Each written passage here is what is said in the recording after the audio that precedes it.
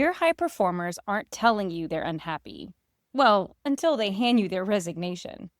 Today, we're going to talk about stay conversations, the proactive approach that can prevent 75% of departures before they happen. I'll give you exact questions to ask, how to have these conversations without making things super awkward, and what to do with the information once you get it. Welcome to We've All Done It, the podcast for leaders who know they've screwed up and are ready to fix it fast. I'm Kimberly Benoit, author, speaker, leadership coach, and Southern girl living outside of Washington, D.C. Here's what I believe. Every leader faces challenges and makes mistakes, but you don't need years of therapy-style coaching to fix them. You need someone to help you figure out what's actually going wrong, make smart adjustments, and get back on track quickly. That's exactly what I do through one-on-one coaching, targeted skill development, and group programs. Every episode of this podcast delivers real talk about common leadership pitfalls, practical strategies for recovery, and no BS guidance to improve how you lead yourself and others every single day. Whether you're here to listen and learn, or ready to work together and make real changes, you are in the right place. Now let's get to today's episode. Here's a scenario I see all the time. A leader loses one of their best people. They're absolutely blindsided. They had no idea this person was even thinking about leaving. Their performance was great, there were no red flags, and then, boom, 2 weeks notice. Has that ever happened to you? Here's the thing. Your high performers aren't going to tell you they're unhappy the way that you might have underperformers tell you. Why? Because they're professional, they're committed, they keep delivering, up until the moment that they don't. And by the time you're sitting in that exit interview trying to understand what went wrong, clearly it's all too late. Today we're going to talk about stay conversations. This is a proactive conversation you should be having with your high performers before they start looking somewhere else. All right. So you're asking me, why does this matter? So let me give you some numbers that should get your attention. First, only 28% of organizations conduct something called a stay conversation, while 72% rely on exit interviews. Now I want you to think about that. Most companies are gathering feedback after employees have already made the decision to leave. Too late at this point, right? Now, this next number should really give you a lot of pause. 50% of employees are currently watching or actively looking for a new job.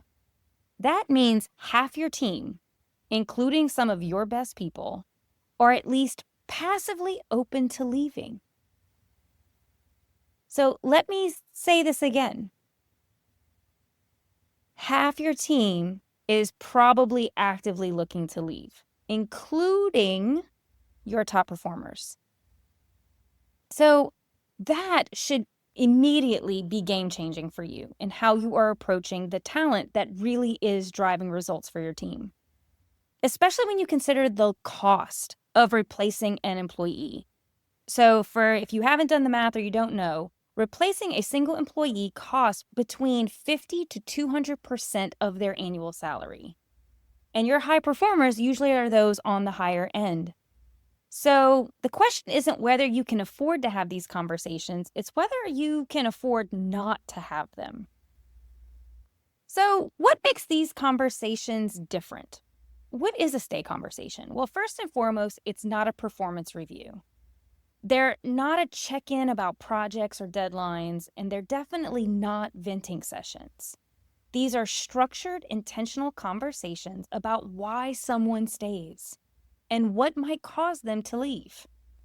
The key difference is these conversations are proactive, not reactive.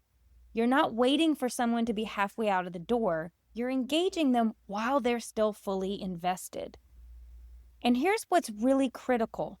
Retention leaders are 4 times more likely than retention laggards to use a stay interview.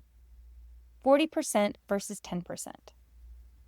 The best organizations aren't waiting for problems. They're staying ahead of them. All right, so when do you have this kind of conversation, right? So you're like, We have a lot of conversations. We do meetings and one-on-ones and project reviews. So there's already a lot of meetings on the table. So here's my recommendation for you about this kind of conversation. You should consider having it, particularly right now within this particular environment and just with everything that's going on in the world. I would recommend thinking about at least twice a year with your high performers. And again, this is not during annual review time because it is a different conversation. It's its own time. You should have them, particularly, I would encourage you to think about it, when someone completes a major project or milestone, maybe if you've noticed a subtle shift in their energy or their engagement, especially when there's been a big organizational change or there's massive uncertainty.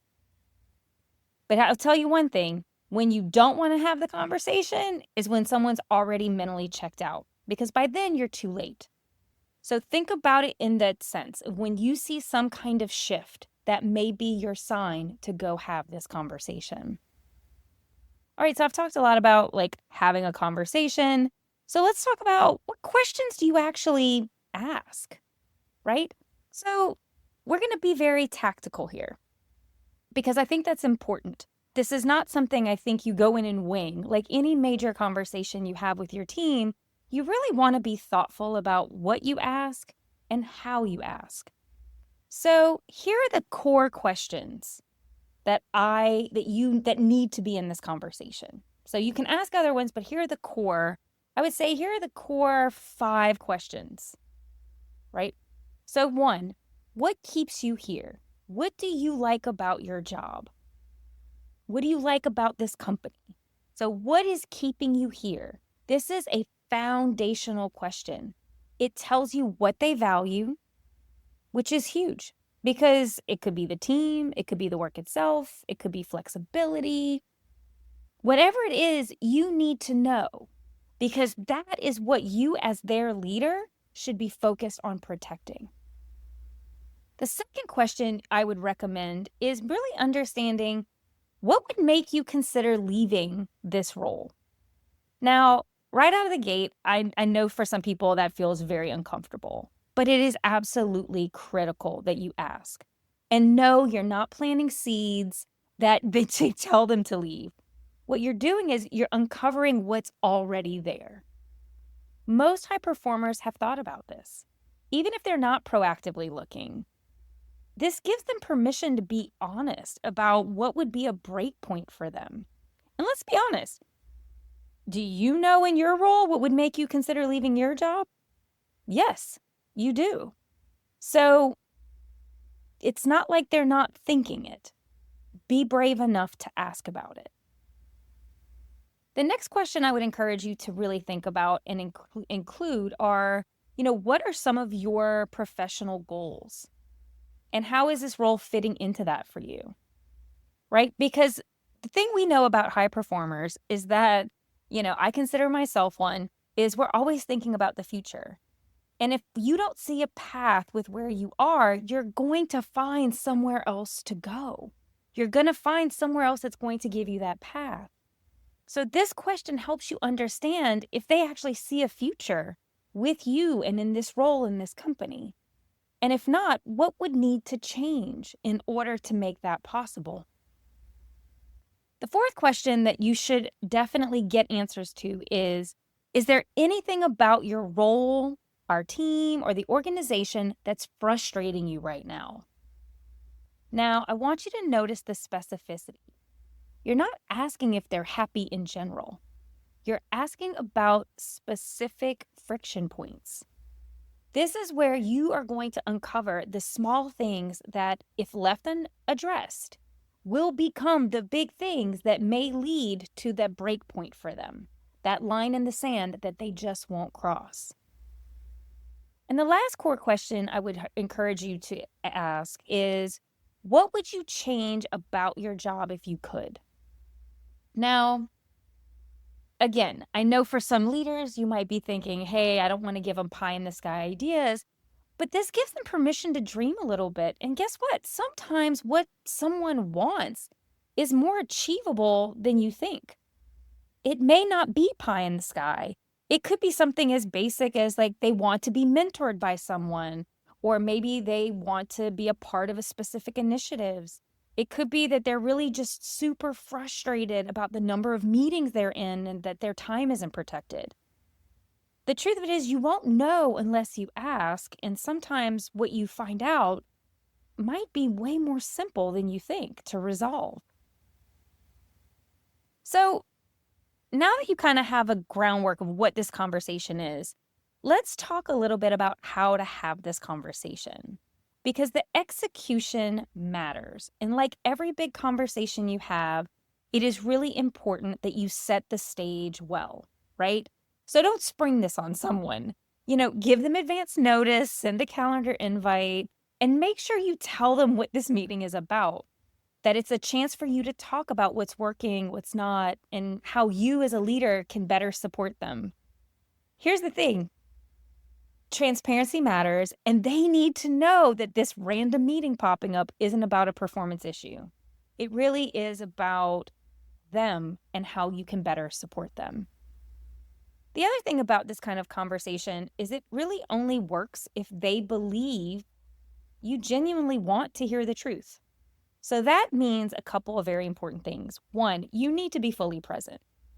Turn off the notifications, take off that smartwatch that buzzes on your wrist, close your laptop, whatever it is, you need to be fully in it with them.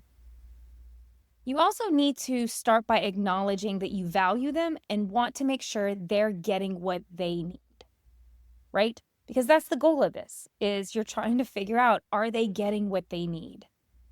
And then be explicit about saying that there are no wrong answers here, because there really isn't a wrong answer, and that there's no repercussions for being honest. Because again, we as leaders can't fix what we don't know. We can't solve problems if we're completely in the dark about what really is happening. And like I said, with you being fully present, the next thing that it really is important with every major conversation you have is you need to listen more than you speak. Your job in this conversation is to listen. I will repeat that. Your job in this conversation is to listen. Not to defend, not to explain that why the way things are the way they are, not to problem solve in real time. It's simply just to listen, take notes, ask clarifying questions, but resist the urge to explain or try to fix everything in the moment, right? And I'm going to be really upfront with you. That can be hard. And this is where a lot of leaders make mistakes. So first off, don't get defensive when they're sharing their frustrations. Because if you react negatively, they're going to shut down on you and they will never be upfront and candid with you again. And sometimes we're going to hear things we don't like. But that's part of our job as a leader, is sometimes hearing things we don't like. But in this moment, it's to sit, listen, and understand. So don't get defensive. Allow them to be honest with you. Also, do not, under any circumstances, make promises you can't keep. This is not about trying to save someone at all costs. If you promise something that you can't deliver, you're going to break trust. And that kind of defeats the purpose of this whole exercise. If they want something you can't deliver, be honest about that. But also, I challenge you to be creative about what you can do. Maybe you can't do the whole thing, but can you meet them part way? And then don't let this be a one-time thing. Once you have this conversation, make sure you follow up. Because if you don't follow up, it's pretty much worse than not having the conversation at all. It basically proves that it was more performative than it was meant to be impactful. Now, once you have this, like every other meaningful conversation, you have to do something with the information that you gather. And candidly, this is where a lot of us, and I will admit I've made this mistake myself, is where we drop the ball. We have this amazing discussion, we gather great information, and then we let things slide. Nothing happens. And that's a travesty, Because again, these aren't just any employee, these are your high performers. And this is where trust is built, is by your action based on what they tell you. Action is what matters. It's not just the listening, it's what we do. So in your post-conversation process, first off, again, don't promise anything in that meeting. Take some time, like take a day or so, review your notes, and really think through, what did they value most so that you can protect that at all cost? What frustrated them the most so you see what you can actually address quickly. Understand really what do they want for their future and explore what possibilities. Again, maybe you can't make everything happen, but can you make something happen? And then be really honest with yourself about what you can do right now versus what's going to take time to implement. So once you've had this moment to really reflect on it yourself, then follow up with them. Share what you heard from them and what you are committing to. Be very specific. Again, create the action items and be honest. So if you can't give them that promotion right now, but you can create a development plan that gets them to the place that when promoting is possible again, you're setting them up for that success. You're building that bench. Maybe you can't eliminate all of the meetings that are sucking their productivity, but you can try to protect their time, maybe in certain days or certain blocks, so that they can get things done. So what are the things you can do? Show you listened and that you took it very seriously. Because at the end of the day, it's the small wins that matter. If they mention something to you and you can fix it quickly, then fix it. It demonstrates not only that you heard them, but it mattered enough for you to prioritize getting it done.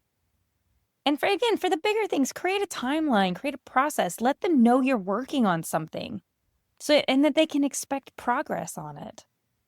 And again, check in with them. Ask, remember when we talked about, this issue? How, here's what I've done so far. Has this made a difference for you? Has this helped? Let them know that feedback loop is critical because again, it's about building trust. It's about making sure they feel respected and valued because really that's a lot of what this conversation is about. So I want to take a moment, as we're chatting about this to talk about the fact that I've specifically said this is for high performers, right? And, some of you might be saying, well, shouldn't I be doing this with all of my team? And you can, if you have the time and the ability. I don't think it's a bad idea, but I do think you should prioritize high performers because I'm going to be really honest. They have different needs than the rest of your team. And we know this, high performers often leave for reasons that aren't necessarily driven by money. Many times they leave because they don't feel challenged in their job anymore. They may feel like they've plateaued, or candidly, they're just really tired of picking up the slack for underperformers. So your stay conversation with a high performer is really around understanding a couple of things. It's understanding what are their pain points? What are their hard lines? Those lines in the sand. Because for one person, it could feel their big pressure point could feel like they're tired of carrying other people's loads. Somebody else could feel like they just don't feel challenged. But either way, you can't make a plan for retaining them if you don't actually know what is causing them the most friction. And I know these conversations can be uncomfortable. It can be difficult. And as leaders, and I know this, I hate this. I hate when I have great people and I couldn't figure out how to make things happen fast enough for them. But I wanted them to at least know that I was interested in where they were. I would do anything I could within my power to help them and to support them. And at the end of the day, if that's the best I could do, I wanted them to know I was doing my best. And guess what? Sometimes your best isn't good enough. Sometimes the best thing for a high performer is to move on. It's possible their goals may not align, but you know what? You can support them in their next step. If this is a person that you really respect and value, I know this may feel counterintuitive, But when you support someone's growth, even if it means they have to leave you in order to do it, you're building a respectful relationship. And also, there's loyalty there. They will remember that. And you know what? Sometimes people do come back. It's not impossible that sometimes people may leave because they think there's a better opportunity. But if the opportunity were to arise to work together again, man, wouldn't you want to work for someone that you respect that felt like respected you? So here's what I would say, when you think about this, is just understand these conversations are intended to reveal hard truths, right? You're going to hear things you may not like, but at the end of the day, you need to know, and you need to be honest about what you can and can't control. Sometimes that's the best you can do, is just say what is reality and do the best you can to support them with the capacity you have. But for whatever you do, just don't panic.